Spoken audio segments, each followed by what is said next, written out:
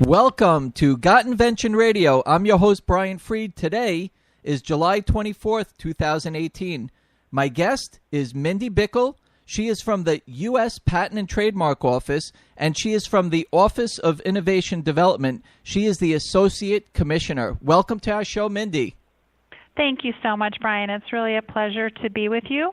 I was a guest on your show quite a few years ago now, and I'm really happy to have another opportunity to chat with you about the great work that the team I lead is doing here at USPTO. Well, I really appreciate you coming on the show again, and you're in a different role. So you have now the Associate Commissioner for the Office of Innovation Development. Can you tell our listeners about what you do there?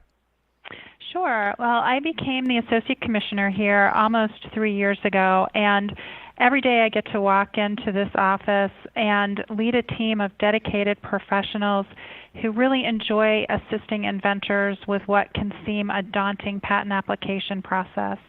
And that's from a high level, that's what I do every day. So you're there to kind of assist us, walk us through, put us through the steps of what we need to accomplish through your office. Exactly. Okay. Well, that's very interesting. I know that plenty of inventors need that type of help. So what is it exactly when we make a phone call to your office and we do speak to one of your associates there?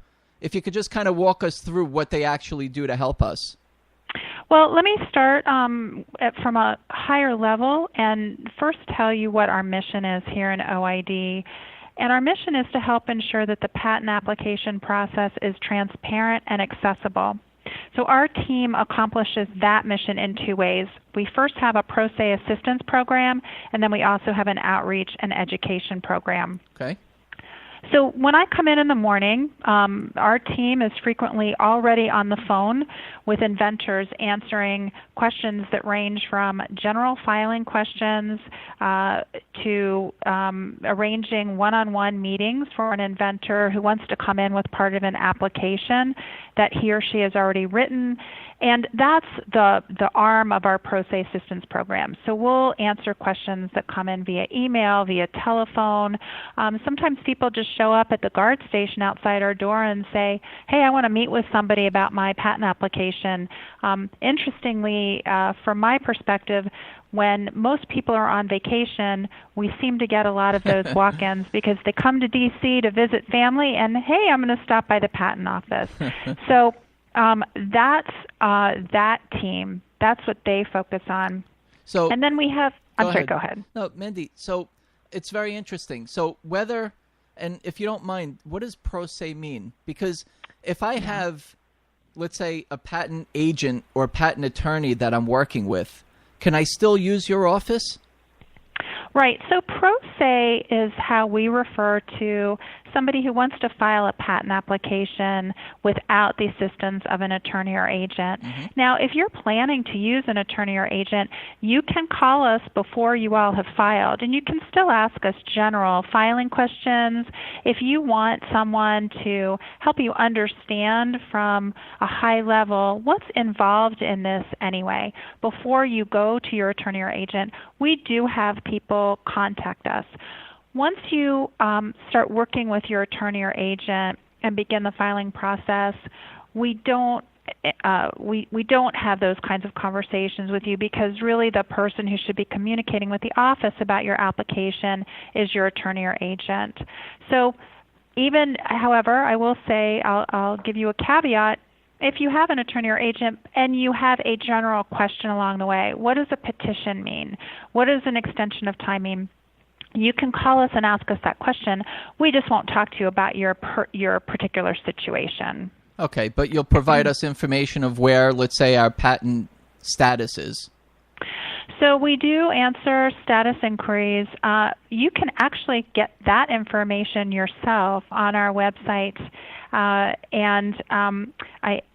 That's one link that I don't have information on how you would navigate to at this moment in time.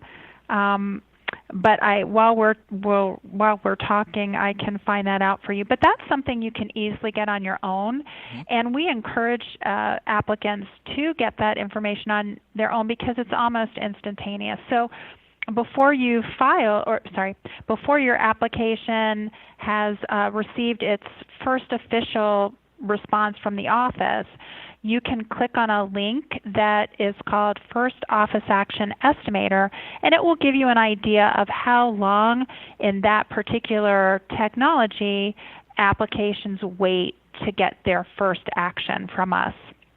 Once you've received that, you can go into the Patent Application Information Retrieval System and find out where your actual application is, what papers have come through, back and forth. You can watch the whole prosecution history. And in fact, after an application has published, you can see that for anybody's applications, not just your own. Very interesting. So let's just start from the beginning then. I'm an inventor. I have a great idea. I've done my due diligence where, let's say, I've done a patent search. I've checked some online listings and search engines, and I've gone through, and I feel like I have a pretty good opportunity. Me personally, I always suggest to inventors to have a professional patent search done, because as much as you find online, it's always good to get a second opinion before you start going through the process. So does your office also help with patent searches, or perhaps how to search through the library of patents there? That's a great question. So first of all, we do always encourage a budding inventor or a would-be inventor to do that kind of search before they go to the expense of filing an application. And there are a number of ways that an inventor can get information on how to accomplish that. So certainly they can talk to our office, and we'll walk them through how to use the search tools that are available to the public. We'll explain to them in a general way, not give them the particular search terms that they should use. We'll talk to them about, how they should look for prior references and that kind of thing, and give them some education about how to do a search. Again, we're not going to give them the particular search terms to use. They'd have to determine that themselves.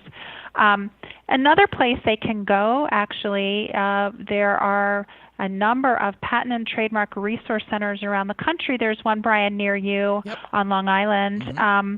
And there are librarians at those facilities, we call them PTRCs, Patent and Trademark Resource Centers, who will help you learn how to search and will actually set you up at a search terminal that gives you access to search tools that our examiners use, and you can do your search there. So we strongly encourage you to do that, and there are, as I said, a number of ways that you can get some education about how to accomplish that. And it's something that you can learn and you can understand. It also isn't the most easiest, so it is good to gather the information, and like I said, just to be able to have somebody with the expertise of knowing and comparing what you have and what you came up with to what you are going to, comparing to what's out there to what you've come up with, and being able to give an opinion to move forward and start to go through the process, right? Right. I mean, we certainly don't want to see someone who has an idea. We don't want to see them go to the expense and the time and the effort of going through the patent process if a simple search on their part, spending a short amount of time on their part, could have alerted them to the fact that that idea has already been patented by someone else. And so we really do encourage people to start there. Okay, great. So we've done our search, we've done our due diligence as an inventor, and now we're at a point where we want to move forward where, let's say, we want to file the provisional patent application, which gives the inventor the right to say that your idea or your invention is patent pending for 1 year, and within that 1 year, you're exploring the market, seeing the opportunity, and before that 1 year, you would need to file the non-provisional patent application, right? That's correct. Okay, so I've gone through the search, and now I'm just about to file that provisional patent application, and then if there's questions with the application, or maybe what to put in it, what not to put in it, or how to structure it, or drawings or claims that may be considered to put into the provisional patent application, that's the type of questions that we would come to your office with? Absolutely. We are happy to walk an inventor through what sections need to be included in the application, how to fill out the various forms that we have, where to find other information on our website that tell you how to deal with drawings, whether you need drawings, all of that. The only thing that we can't comment on with you or talk with you about is whether your idea is patentable.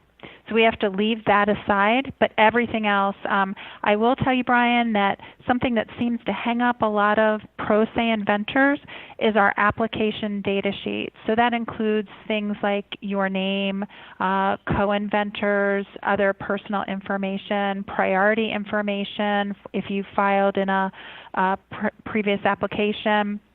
We're in a foreign country. And the thing that seems to hang up pro se inventors the most about that sheet is a box that asks them to write in the first named, with a D at the end, first named inventor. And what we see is the first name of the inventor. And that gets kicked back to them a lot. So that's something, it sounds sort of simple, but we make sure we go over that with the inventors who come in on walk-ins. Things like that, things that we know might cause their application to hang up in the system and not move forward. And the goal for us is to make sure that your application comes in a way that gets it to an examiner's desk as seamlessly as possible.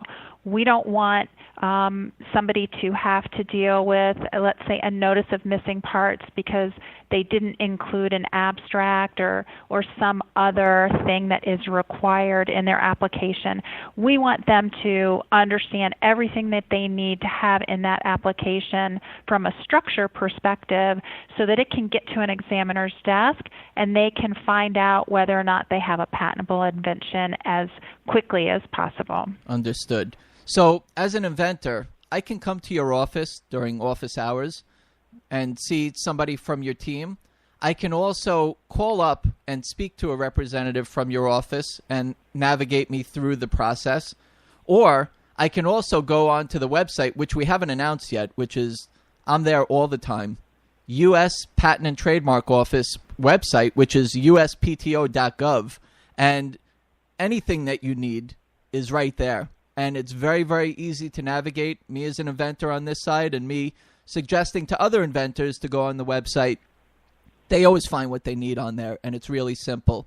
I know that there's a wealth of information that's on there, but just like we're talking about, Mindy and her team have a tremendous resource for us that we could just go right there or speak to them on the phone and they can help us live, which is fantastic. We really appreciate that.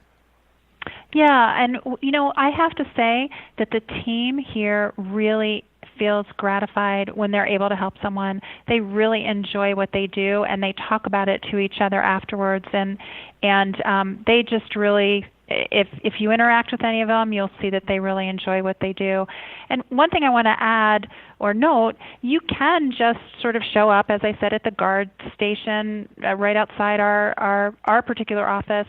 We do encourage people to make appointments, though, because you can then tell us if you're in a certain technology, and we'll try to make sure we have somebody who is familiar with that technology available. Or sometimes we have people come who don't speak English, and we can arrange to have somebody who speaks that language, whatever language they speak, available to assist them.